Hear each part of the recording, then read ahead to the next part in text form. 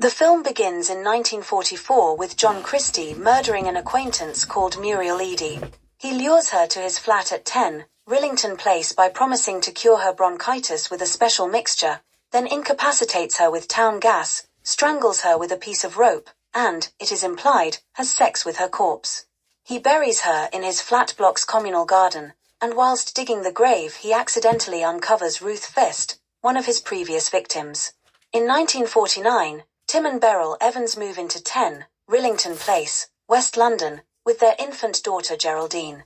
Beryl is pregnant again and attempts an abortion by taking some pills. When she informs Tim, they have a violent argument, which Christie breaks up. Soon after, Christie offers to help Beryl terminate the pregnancy.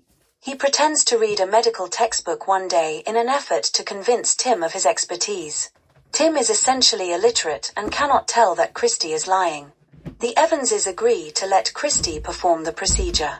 Christie occupies his wife, Ethel, by sending her to his place of work with some paperwork.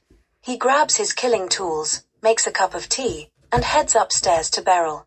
He is interrupted by a couple of builders who arrive to renovate the outbuilding. He lets them in, and when he sees they are well occupied, he pours a new cup of tea and heads back upstairs. Beryl has a violent reaction to the gas, and Christie punches her in the face to knock her out. He then strangles and sexually assaults her. When Tim returns, Christie tells him that Beryl died of complications from the procedure. Tim wants to go to the police, but Christie convinces him that he will be seen as an accessory before the fact. Christie suggests that Tim leave town that night, while Christie disposes of Beryl's body. He promises that he will place the baby in the care of a childless couple from East Acton. Tim reluctantly agrees, and leaves the house in the middle of the night. Christie then strangles Geraldine with a tie. Tim hides out with his aunt and uncle in Merthyr Tydfil, pretending that he is in town on business. He claims that Beryl and the baby are visiting her family in Brighton. Tim's relatives send a letter to Beryl's father, who sends a telegram in response to say that he has not seen Beryl in months. When confronted by his relatives, Tim pretends Beryl had run away with a rich man and then visits the local police station. He confesses to disposing of Beryl's body in the sewer after the botched abortion.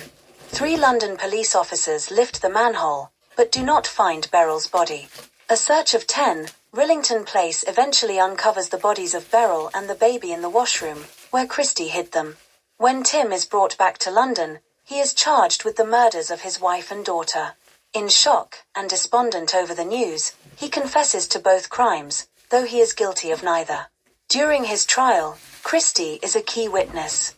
Tim's defense attacks Christie's credibility by revealing that he has a history of theft and violence. Nevertheless, Tim is found guilty and is hanged.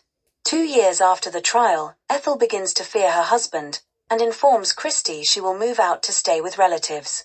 When he begs her not to leave him, Ethel implies that he should be in prison. Christie murders her that night and hides her body under the floorboards in their front room. Later, he meets a woman suffering from a migraine in a cafe. He pretends to be an ex-doctor and promises her a cure. He is next seen putting fresh wallpaper on a wall in his kitchen. It is implied that he has hidden the woman's body in the space behind the wall. In 1953, Christie is living in a doss house. Meanwhile, new tenant Beresford Brown is moving into the Christie's flat. There is an awful smell in the kitchen and Brown peels off the wallpaper to find a space behind the wall, where he finds 3 of Christie's victims. Soon afterwards, Christie is noticed by a police officer in Putney and arrested. The film ends with an intertitle explaining that Christie was hanged and Tim Evans was posthumously pardoned and reinterred in consecrated ground.